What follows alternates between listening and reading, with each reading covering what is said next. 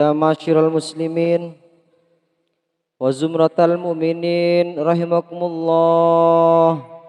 Inna yawmal jum'ati sayyidul ayyam wa hajjul fuqara wa aidul masakin. Al-khutbatani fiha maqama rak'ataini minal farad. Fa idza sa'ida al-khatibu 'alal mimbar فلا يتكلمن أحدكم ومن يتكلم فقد لغى ومن لغى فلا جمعة له. أنصتوا واسمعوا رحمكم الله.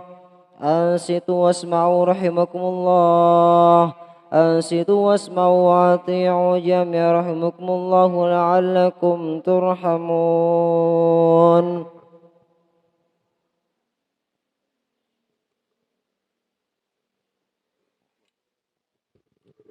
اللهم صل على محمد. اللهم صل على محمد. اللهم صل على سيدنا وحبيبنا وشفيعنا ومولانا محمد. الحمد لله رب العالمين.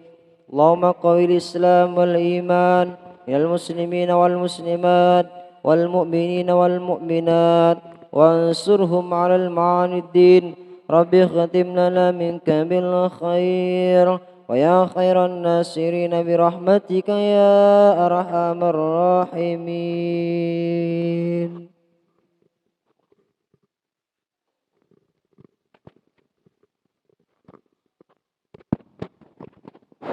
Assalamualaikum warahmatullahi wabarakatuh. Allahu Akbar, Allahu Akbar, Allahu Akbar, Allahu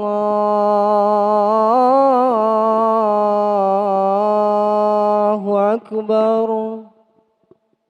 Asyhadu an la ilaha illallah. Asyhadu an la ilaha illallah.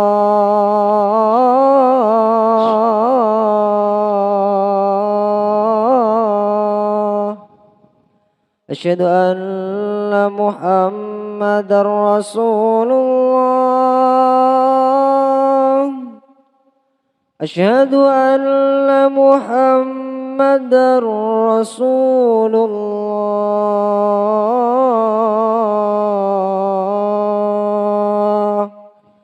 Hayya 'alas shalah. Hayya 'alas shalah.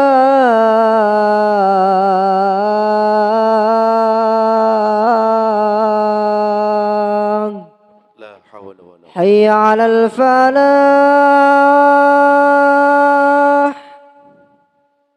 Hayya 'alal falah.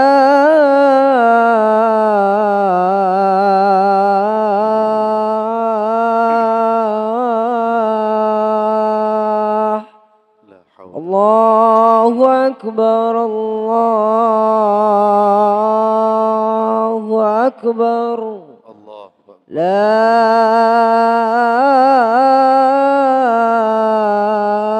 ilaha illallah.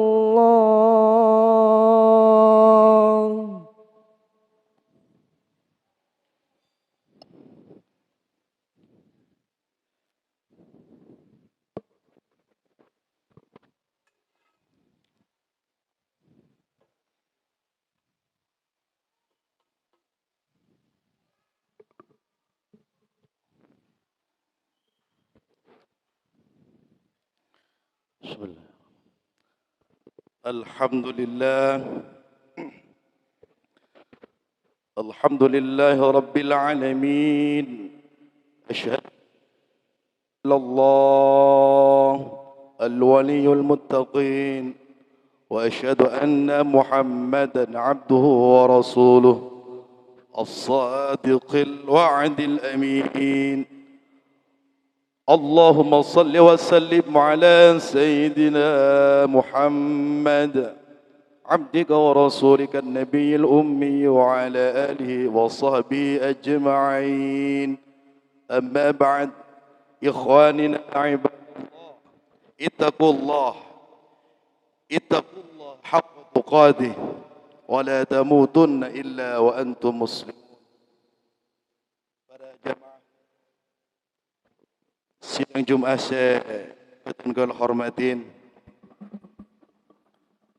kita belum bisa memahami 100% tentang isi Al-Quran.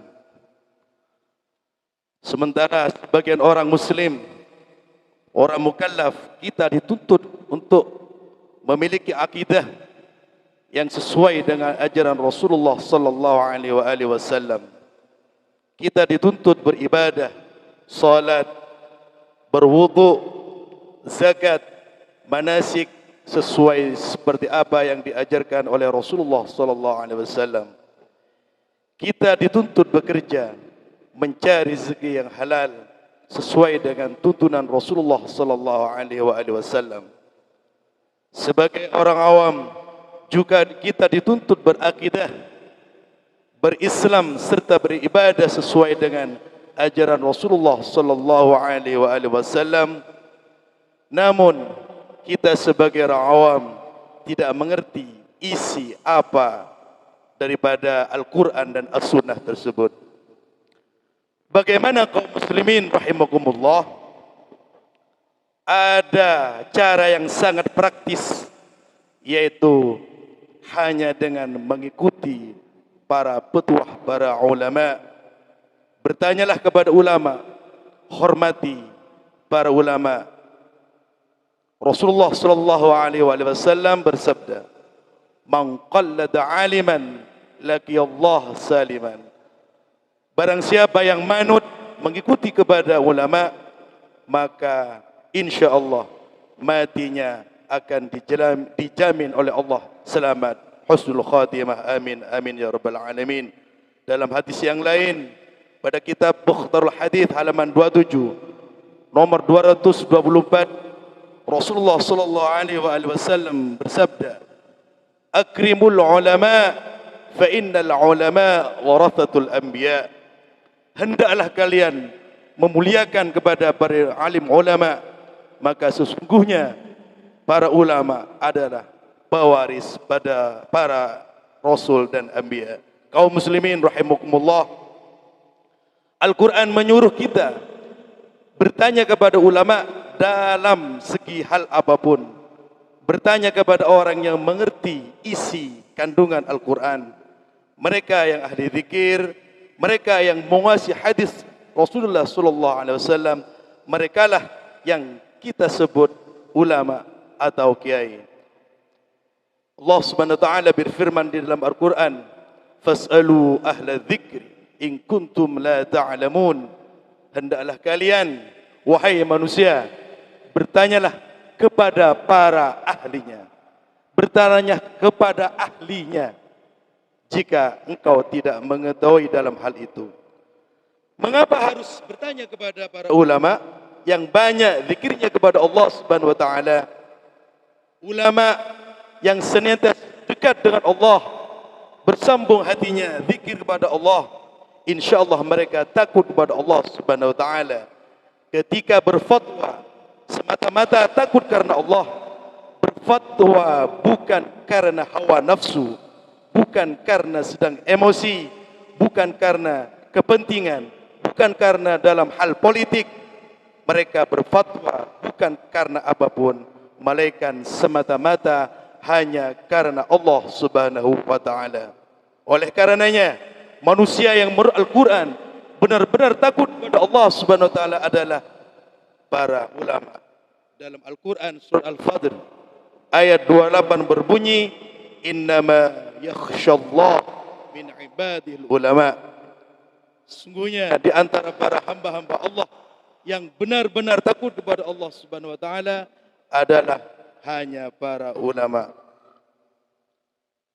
Para sidang salat Jumat yang kami muliakan, sebaliknya, jika ada orang awam yang tidak mengerti kepada Al-Quran, tidak bisa memahami hadis termasuk ilmu bahasa Arab, nahwu, sharaf, tapi mau sendirinya, nekat memahami sendirinya, insyaallah malah sesat. Allah melarang ngawur di dalam Seperti itu Allah berfirman dalam Al-Quran, wala taqu liman tasifu alsinatukumul kadhiba hadza halalun wa hadza haram. Kamu jangan ngawur. Kamu katakanlah ini halal, ini haram tanpa dasar yang jelas. Mungkin kamu tahu jika hadisnya itu adalah, ayatnya adalah, tapi sangat mungkin pemahamannya salah. Belum tentu yang dimaksud seperti itu. Oleh karena itu, maka ikutilah para ulama. InsyaAllah apa yang disampaikan para ulama tersebut sesuai dengan apa yang dituntunkan oleh Rasulullah sallallahu alaihi wasallam. Mereka orang awam yang tidak mengikuti pada ulama, tidak bertanya kepada ulama, ada kemungkinan matinya dalam keadaan su'ul khatimah. Na'udzubillah thumma na'udzubillah. Rasulullah bersabda, sayati ala ummati zamanun yafiru 'anil nas minal ulama wal fuqaha. Akan ada suatu zaman nanti para umatku mereka lari daripada para ulama dan para fuqaha. Seperti sekarang sudah ada tanda-tandanya. Ulama dibuli, ulama dicaci maki, ulama dilegitimasi, sehingga dampaknya orang awam menjadi takut, tidak manut kepada ulama. Jangan-jangan kiai ini ngapusi, jangan-jangan kiai ini bohong. Sebetulnya tidak, mereka tidak pernah berbohong. Namun karena sering dibuli, lalu menimbulkan kecurigaan, jangan-jangan kiai korupsi, padahal mereka tidak korupsi. Jangan-jangan kiai menerima kampanye, dana kampanye, padahal mereka tidak. Sehingga pada akhirnya umat ini menjauh daripada ulama. Kalau sampai umat awam menjauh daripada ulama, lalu termakan oleh isu-isu seperti itu, fayabtilihumullah bithalathati baliyat. Maka Allah akan memberikan ujian dan musibah kepada mereka dengan 3 macam musibah. Pertama, yarfi'illahul barakah min kasbihim. Allah akan mengangkat keberkahan daripada kasab mereka. Yang nomor 2, yaitu yusallitullah alaihim sultanan zalim. Allah akan mengirimkan kepada mereka penguasa yang zalim. Yang nomor 3 adalah yakhrujullah minad dunya bidun imanin. Mereka akan keluar dari dunia dengan tanpa membawa iman. Na'udzubillah thumma na'udzubillah. Innal insana fi khusrin sarah illal ladzina amanu wa 'amilus solihati wa tawasaw bil haqqi wa tawasaw bis sabr. Barakallahu li wa lakum wal Qur'anul hakim. Innallaha yuhibbu al-muhsinin alim. Wa aqulu qali hadza fastaghfirullahal azim. Innahu huwal ghafurur rahim. Allahumma salli ala sayyidina wa habibina wa syafi'ina wa maulana Muhammad.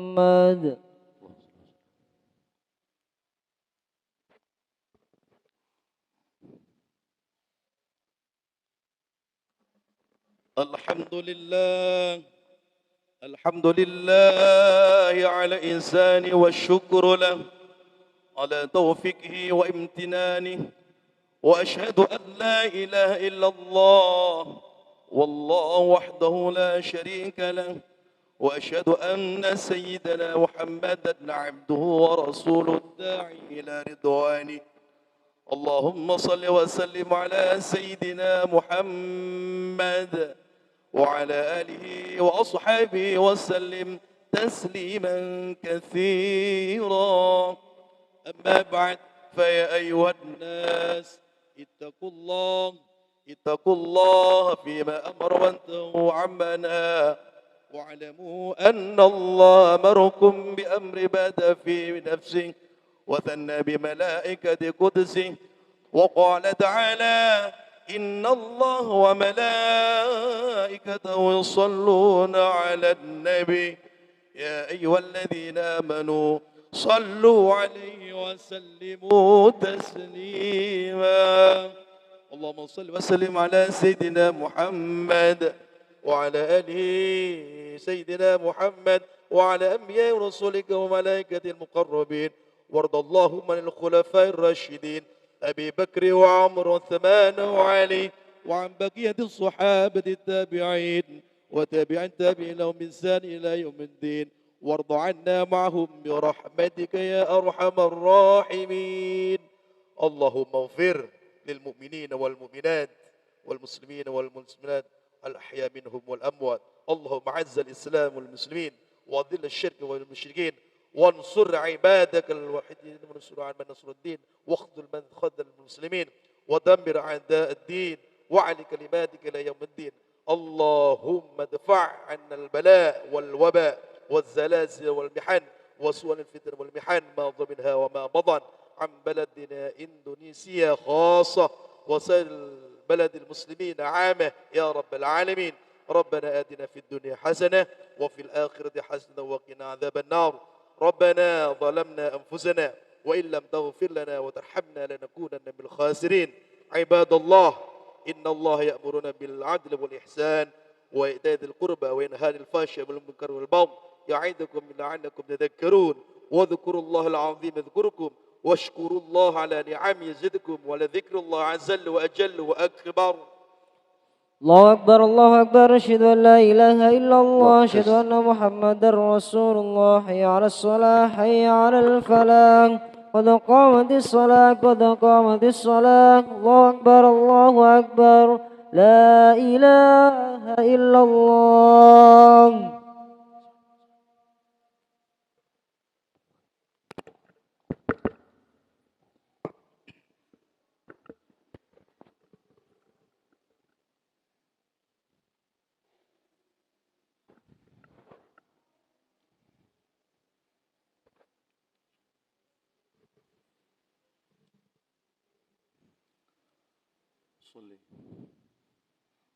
الله أكبر.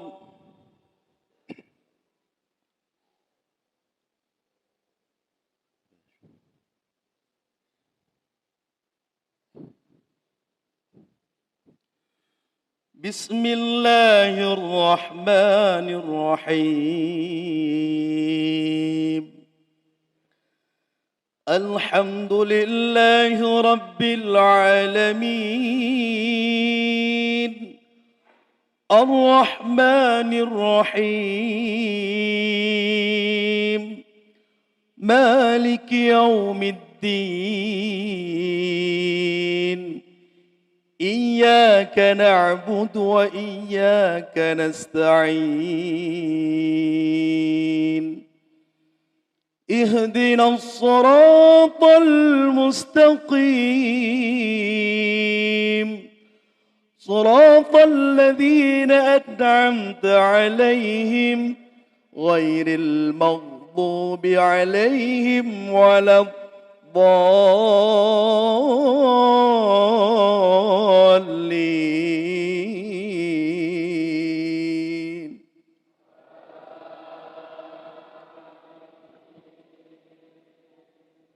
قل يا أيها الذين هادوا إن زعمتم أنكم أولياء لله من دون الناس فتمنوا الموت إن كنتم صادقين، ولا يتمنونه أبدا بما قدمت أيديهم والله عليم بالظالمين. قل إن الموت الذي تفرون منه فإنه ملاقيكم، ثم تردون إلى عالم الغيب والشهادة فينبئكم بما كنتم تعملون. الله أكبر. سمع الله لمن حمده. الله أكبر. الله أكبر. الله أكبر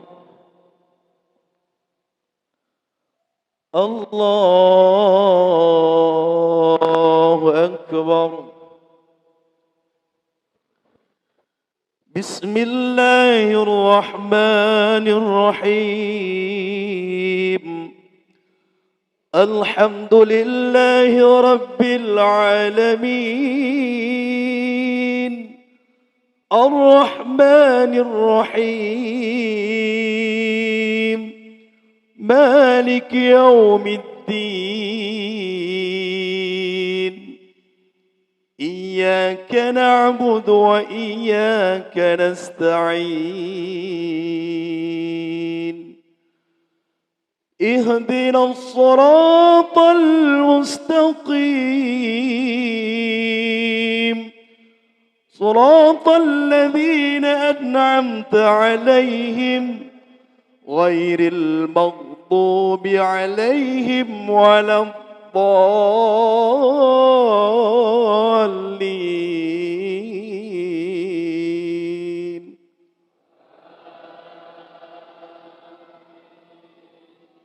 يا أيها الذين آمنوا إذا نودي للصلاة من يوم الجمعة فاسعوا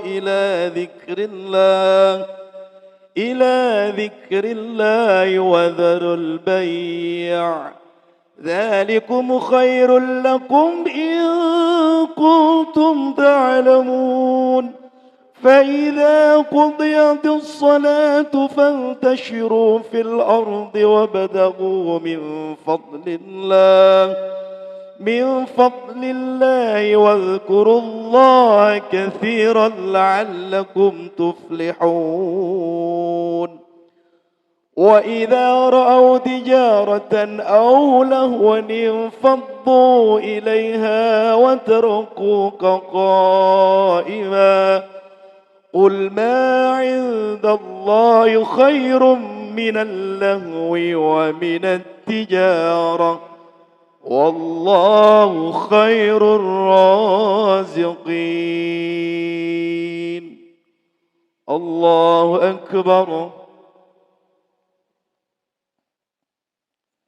سمع الله لمن حمده الله أكبر الله أكبر الله أكبر الله أكبر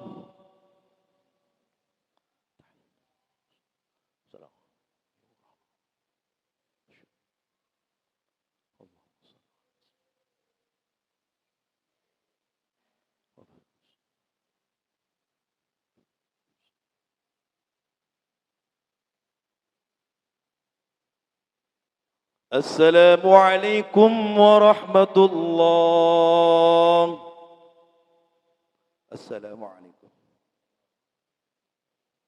الفاتحة أعوذ بالله من الشيطان الرجيم بسم الله الرحمن الرحيم الحمد لله رب العالمين الرحمن الرحيم مالك يوم الدين إياك نعبد وإياك نستعين اهدنا الصراط المستقيم صراط الذين أنعمت عليهم غير المغضوب عليهم ولا الضالين آمين بسم الله الرحمن الرحيم الحمد لله رب العالمين الرحمن الرحيم مالك يوم الدين إياك نعبد وإياك نستعين اهدنا الصراط المستقيم صراط الذين أنعمت عليهم غير المغضوب عليهم ولا الضالين آمين بسم الله الرحمن الرحيم الحمد لله رب العالمين الرحمن الرحيم مالك يوم الدين إياك نعبد وإياك نستعين اهدنا الصراط المستقيم صراط الذين أنعمت عليهم غير المغضوب عليهم ولا الضالين آمين بسم الله الرحمن الرحيم الحمد لله رب العالمين الرحمن الرحيم مالك يوم الدين إياك نعبد وإياك نستعين اهدنا الصراط المستقيم صراط الذين أنعمت عليهم غير المغضوب عليهم ولا الضالين آمين. بسم الله الرحمن الرحيم.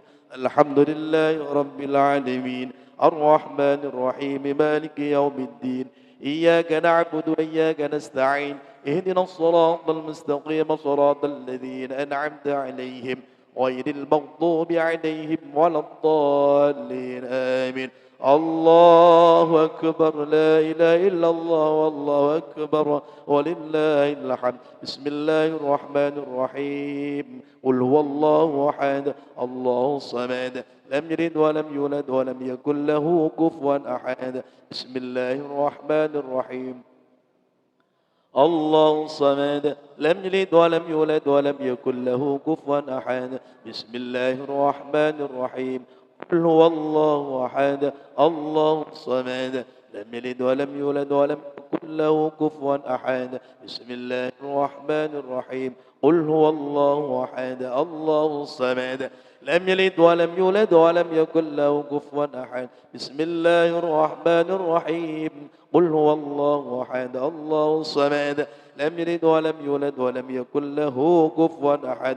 لا إله إلا الله والله أكبر ولله الحمد. بسم الله الرحمن الرحيم قل أعوذ برب الفلق من شر ما خلق ومن شر غاسق إذا وقب ومن شر النفاثات في العقد ومن شر حاسد إذا حسد. بسم الله الرحمن الرحيم قل أعوذ برب الفلق من شر ما خلق ومن شر غاسق إذا وقب ومن شر النفاثات في العقد ومن شر حاسد إذا حسد. بسم الله الرحمن الرحيم قل أعوذ برب الفلق من شر ما خلق ومن شر غاسق إذا وقب ومن شر النفاثات في العقد ومن شر حاسد إذا حسد. بسم الله الرحمن الرحيم قل أعوذ برب الفلق ما خلق ومن شر غاسق إذا وقب ومن شر النفاثات في العقد ومن شر حاسد إذا حسد. لا إله إلا الله والله أكبر ولله الحمد. بسم الله الرحمن الرحيم قل أعوذ برب الناس ملك الناس إله الناس من شر الوسواس الخناس الذي يوسوس في صدور الناس من الجنة والناس. بسم الله الرحمن الرحيم قل أعوذ برب الناس ملك الناس إله الناس من شر الوسواس الخناس الذي يوسوس في صدور الناس من الجنة والناس. بسم الله الرحمن الرحيم قل أعوذ برب الناس ملك الناس إله الناس من شر الوسواس الخناس الذي يوسوس في صدور الناس من الجنة والناس. بسم الله الرحمن الرحيم برب الناس ملك الناس إله الناس من شر الوسواس الخناس الذي يوسوس في صدور الناس من الجنة والناس. بسم الله الرحمن الرحيم قل أعوذ برب الناس ملك الناس إله الناس من شر الوسواس الخناس الذي يوسوس في صدور الناس من الجنة والناس. بسم الله الرحمن العالمين.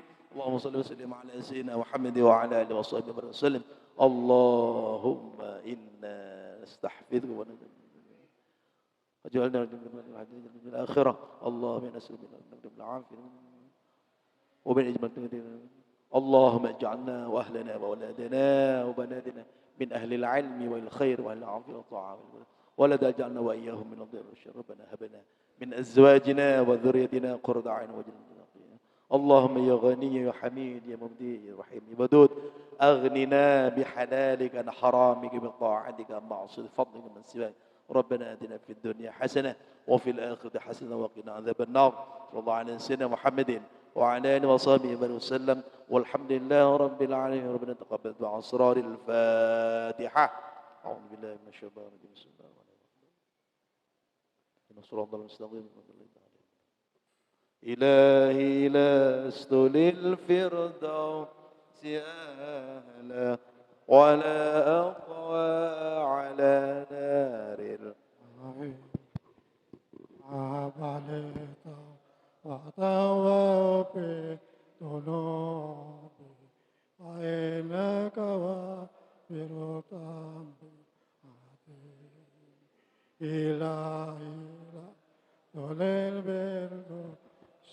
أهلا ولا أقوى على نار الجحيم فهب لي توبة واغفر ذنوبي فإنك غافر الذنب العظيم إلهي لست للفردوس أعلى ولا أقوى على نار الجحيم ما بنيت وتوفي الذنوب فإنك غافر الذنب العظيم